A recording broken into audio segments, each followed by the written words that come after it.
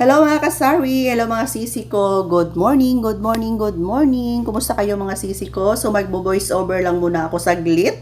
Mamaya na ako magpapakita sa inyo. So ngayon ay nagsusungkit ako ng mga powder detergent at ito'y aking putol-putulin na or ikat ko na para mabilis na lang nating maibigay sa ating mga soki.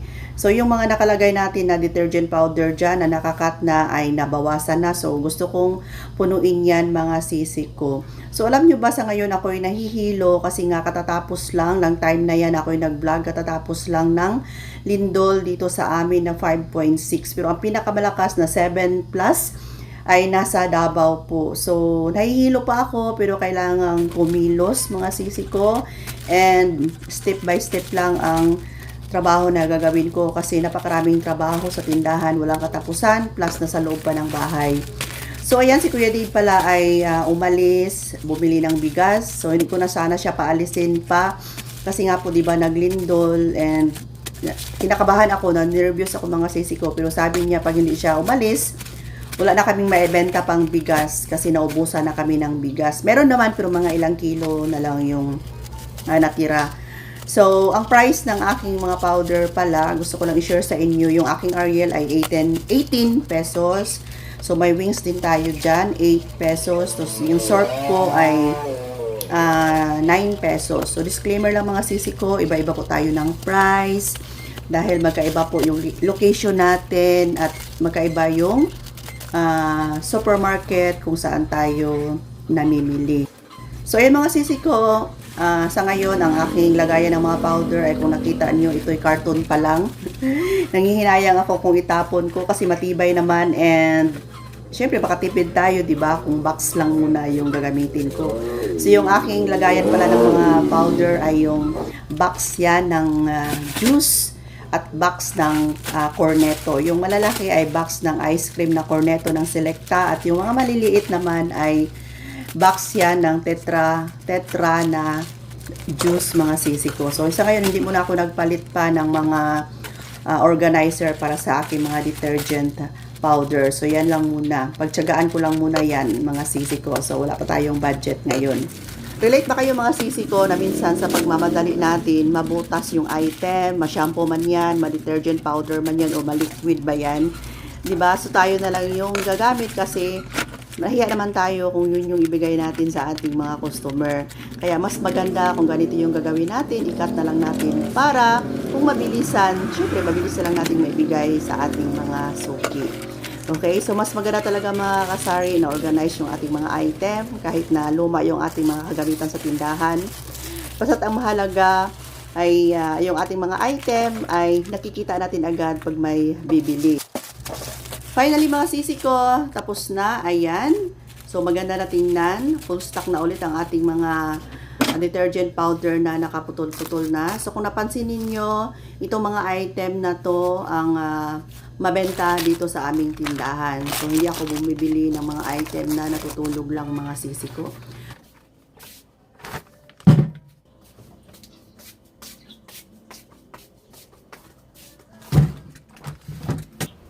Okay, so yan mga sisi, medyo mabigat tong box. Dinala ko lang dito, kanina nag-voice over lang muna ako para at least focus tayo kung ano yung mga ginagawa ko kani-kanina lang. So nagkat tayo ng powder na sabon, tapos ngayon itong item na kararating lang from grocery, yan pinunit ko na. Ito'y, ayan, Zonrox na maliliit. Dito na lang tayo mag-continue sa ating vlog. Binuhat ko na lang tong box kahit na mabigat kasi doon sa likuran ay medyo madilim. Ayan, so napaka-busy ng buhay mga kasari.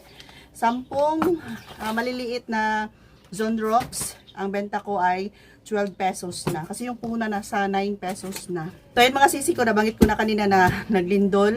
Mga 9 AM, tulog pa ako. So bigla akong nagising, ang lakas ng lindol, nasa 5 siguro mahigit. Dito sa Jensan, 5.6. Pero ang tinamaan talaga, tingnan natin sa balita, ang Davao, nasa 7. Marami na namang mga buildings doon mga sisi ko ang nasira. So yan mga sisi ko, laging mag-ingat kasi nga hindi natin alam kung ano yung mangyayari o kailan mangyayari ang mga sakuna, mga trahedya. Kaya laging magdasal mga sisi ko. And sa ngayon, dito sa amin, kasi Visayas at Mindanao may lindol, laging naglilindol. Kung maaari, iwasan na lang siguro ang laging punta ng mga malalaking building like sa mall, di ba? Kasi yung nakakatakot, buti sana kung yung building na mapuntahan natin ay matibay. Ayan, pero hindi naman natin alam kung saan tayo mapadpad, kung saan tayo maabutan ng sakuna. Bakit basa? Basa, amoy suka, kasi may suka tayo na 100 ml na dato puti, mga sisi ko. Ayan, sa mga dato puti, ito yung binibili ko. 100 ml lang, kasi yung mga malalaki ko is silver swan. So, benta ko siya ng 10 pesos. Ayan, parang may nabutas yata. Sige na lang. And, meron tayo dito mga ketchup. 10 to, kasi naubusan na tayo ng ketchup. Tapos, nag-add ako ng birch tree kasi may +1 si grocery. Mga 3 lang to, mga sisi ko. Ayan, 3 lang to. And, syempre, ang pinakamabenta na Bear Brand na swak, nag-add ako ulit ng 5.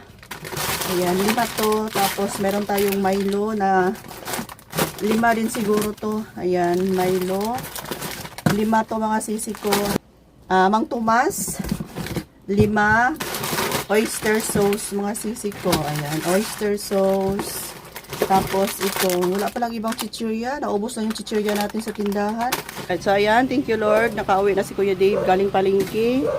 Pumunta pa rin ng palengke kahit na lumindol.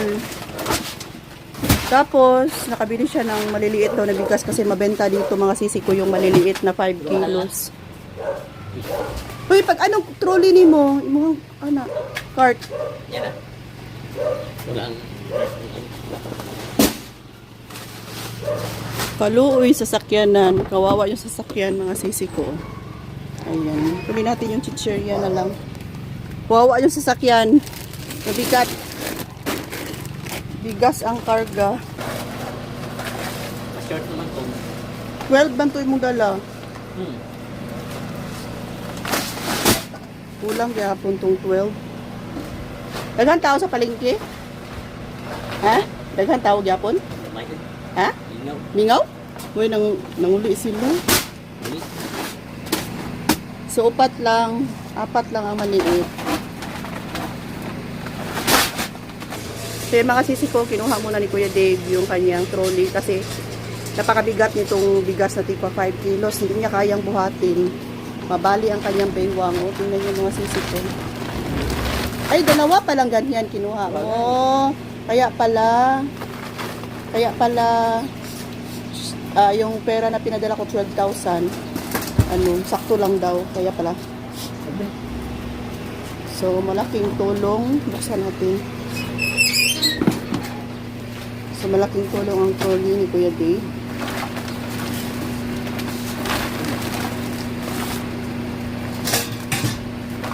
Santig lang sa yan. Yun.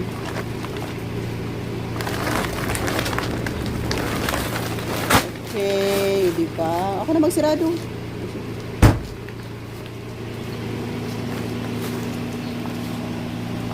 Dalawa pala binili niya. Yan. Okay. Oh, bugat ka na. Yan. Lulog. Dang. Kanina mga sisi ko, isang sako lang yung natira. Ngayon, marami na tayong bigas plus chichirya. Inutusan ko si Kuya Dave na mag-add na lang na chichirya kasi kalbo na yung chichirya natin doon sa harapan. Close muna natin to, baka si Maki lalabas. Okay, so yun mga sisi ko, hanggang dito lang muna yung ating vlog for today. Ako ay tutulong pa kay Kuya Dave sa pag-arrange nitong mga pinamili niya. At tapusin ko rin yung mga item na i-display ko doon sa harapan. Thank you for watching. Bye for now. Love you all.